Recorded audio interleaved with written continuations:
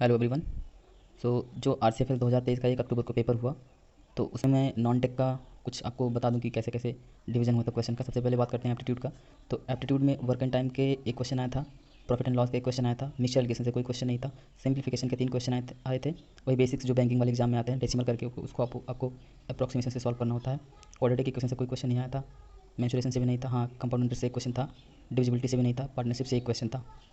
और DI direct नहीं कह सकते, ऐसे स्टेटमेंट बेस इसका क्वेश्चन था। मैंने ठीक से पढ़ा नहीं क्योंकि मैं ज़्यादा टाइम वेस्ट नहीं करना चाह रहा था, तो ये डीआई का क्वेश्चन तो शायद नहीं आया था।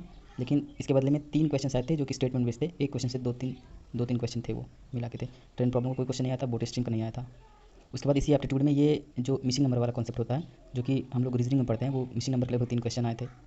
तो ये इसी में आ गया था। तो ऐसा कुछ डिवीजन था 15 क्वेश्चन का, जो मुझे अभी याद है, जितना मैंने सॉल्व किया है वो मैं बता रहा हूँ आपको। वर्किंग टाइम ईजी आया था, प्रॉफिट लॉस भी ईजी था, सिंप्लीफिकेशन सबसे ईजी था, ये भी ईजी था।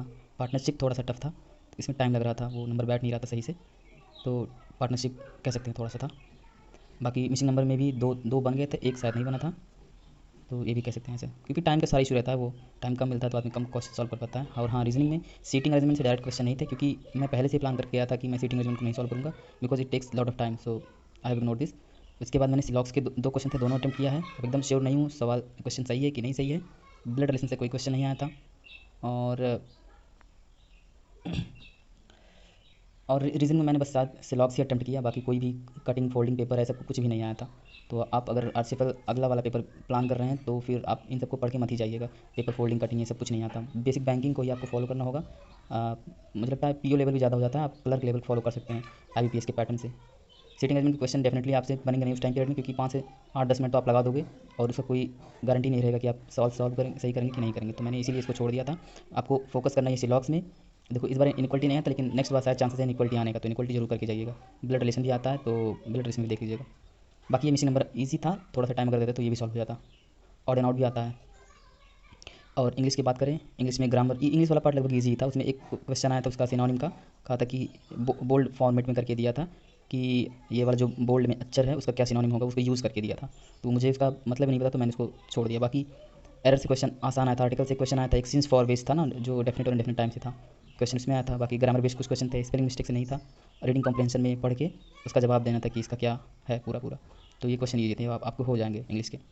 और जनरल अवेयरनेस का तो भाई हाथ ही मत पूछो, इसमें ना तो पॉलिटी आया, ना तो हिस्ट्री है, ना तो इकोनॉमिक्स, ना तो ज्योग्राफी, कुछ नहीं आया। 10 के 10 क्वेश्चन करंट अफेयर से थे। करंट अफेयर्स ऐसे भी थे, कुछ 2024 के पूछे और कुछ फिक्स्ड। जैसे आपको हम बता दें, एक पूछा था ICC T20 वर्ल्ड कप 2024 का कौन ऑर्गेनाइज करा रहा है, एक वेस्ट इंडीज़ था, दूसरा पूछा था आपसे। और पूछा था सी टैग करके कुछ होता है, उसमें ए का पूछा था, ए का क्या मतलब है। और इंडियन इसमें फ्लैग का कब से लागू हुआ, ऐसा कुछ करके क्वेश्चन था, एक ही क्वेश्चन था। और कौन सा क्वेश्चन था, और हाँ कुछ फिल्म से रिलेटेड था कि कौन नए अध्यक्ष हुए हैं, उसका मुझे एक भी क्वेश्चन नहीं आ रहा था। एक राग करके आया था, राग मल्हार, राग बैरागी, ऐसे कुछ ऑप्शन में करके था, एक ये क्वेश्चन आया था। ऐसे करके आया था क्वेश्चन, मैंने कर लिया 5 6 क्वेश्चन, मुझे नहीं लगता ज़्यादा सही होंगे उसमें से। तो कुछ इस तरीके से नॉन टेक का डिवीजन था। बात करें टेक्निकल इलेक्ट्रिकल में, तो मोस्ट ऑफ द क्वेश्चन 4 से 5 सब्जेक्ट के भीतर में ही थे। आप 4 5 ही छोड़ दो, 3 से 4 कह लीजिए, क्योंकि नेटवर्क के मुश्किल से मुश्किल 2 से 3 क्वेश्चन रहे होंगे। एक क्वेश्चन सिर्फ सर्किट वाला था, उसमें करंट निकालना था, और एक question star to delta conversion पे बेस्ड था। और बाकी मुझे दूसरा तीसरा नहीं याद आ रहा है। मशीन के क्वेश्चन थे लगभग, पावर सिस्टम के भी, पावर सिस्टम में प्रोटेक्शन से क्वेश्चन थे। उसके बाद बेसिक पावर सिस्टम से भी क्वेश्चन थे, ट्रांसमिशन से। तो हाँ, और ज़्यादा जो क्वेश्चन थे वो यूटिलाइजेशन वाले चैप्टर थे, क्योंकि उसमें इल्यूमिनेशन, हीटिंग, वेल्डिंग, इन सब के डेटा बेस्ड क्वेश्चन ज़्यादा पूछा था। तो ये जो बीटेक वाले हैं वो शायद ही कर पाएंगे इन सब क्वेश्चन को, क्योंकि हम लोग उतना पढ़ते नहीं। हाँ जो, और ये आप दिमाग से निकाल दीजिए कि RCFL जो है गेट का सिलेबस फॉलो करता है, बिल्कुल भी नहीं गेट का सिलेबस फॉलो करता। आप SSC JEE देख सकते हैं, SSC JEE भी आप नहीं कह सकते, बट ठीक है, SSC JEE थोड़ा बहुत हेल्प करेगा आपको यूटिलाइजेशन वगैरह चैप्टर्स में।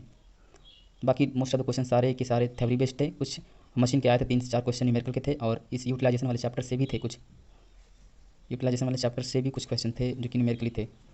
सो तो ओवरऑल पेपर अगर हम कहा जाए कि, तो ये जो है थ्योरी बेस्ड ज़्यादा था, न्यूमेरिकल थे 8 से 10 क्वेश्चन आप कह सकते हैं, बट वो भी ऐसा नहीं था कि तुरंत सॉल्व हो जाएगा। थोड़ा बहुत इसमें सिचुएशन था, ऐसे डायरेक्ट क्वेश्चन वैसे बेस्ड नहीं था क्वेश्चन वो। तो आप 50 में से अगर मैं कहूँ कि 30 से 35 क्वेश्चन ही ऐसे थे जो कि आपको देखने को मिलेंगे इधर से उधर। बाकी 15 क्वेश्चन तो पता नहीं कैसे थे, वो लग भी नहीं रहते। तो मुझे नहीं लगता कि जो लोग भी अटेम्प्ट किए होंगे वो 30 35 से ज़्यादा करेक्ट कर पाएंगे। बाकी भाई कुछ लोग तो टैलेंटेड होते ही, उनको कोई ज़रूरत नहीं है। मैं अपना बता रहा हूँ कि मैं कैसे करके आया हूँ, और बाकी देखते हैं रिजल्ट आता है उसके बाद ही पता चलेगा। और इसका ये भी नहीं पता कि सेक्शनल कट ऑफ है कि नहीं है, अगर सेक्शनल कट ऑफ होगा तो काफ़ी लोग बाहर हो जाएंगे, क्योंकि इसमें जो लोग रीजनिंग में टाइम देंगे उनका पक्का सिलेक्शन नहीं होने वाला, क्योंकि ये ऐसा ही आया ही था कि आप अगर देंगे तो 8-10 मिनट यहीं खा जाएगा। उसके बाद आप ये जो हम कई बच्चों से पूछे तो उनका ये सिंप्लीफिकेशन वाला छूट गया, क्योंकि उन्होंने यहाँ टाइम दे दिया था और बहुत ही ईजी था, आप इसको मिनट्स के अंदर में भी कर सकते थे। बहुत ईजी क्वेश्चन आए थे सिंप्लीफिकेशन के। वर्किंग टाइम का मुझे एक बार लगा टाइम, उसको दोबारा सॉल्व किया तो तुरंत लग गया ये। तो आपको ये जो ज़्यादा टाइम देना वो एप्टीट्यूड वाले चैप्टर पे ही देना, क्योंकि यहाँ से क्वेश्चन आपको डेफिनेटली सॉल्व होंगे, इसका भरोसा नहीं है। रीजनिंग IBPS वाले रीजनिंग टफ देते ही हैं। बाकी हाँ सिलॉक्स पढ़ के जाइएगा, ब्लड रिलेशन, मिसिंग नंबर, ठीक है। इंग्लिश के लिए कोई टेंशन लेने की जरूरत नहीं, इंग्लिश आपसे बन जाएंगे, बेसिक इंग्लिश ही आता है। जनरल अवेयरनेस का भाई तो 10 क्वेश्चन आते हैं, इसका कुछ भरोसा नहीं है। हाँ स्पोर्ट्स से क्वेश्चन आते हैं, बजट से कोई क्वेश्चन आता ना, तो इंडेक्स से ही क्वेश्चन आया था, सभी इधर उधर से क्वेश्चन आए थे, ये सब बात है। सो इस वीडियो में आज के लिए इतना ही। Thank you so much.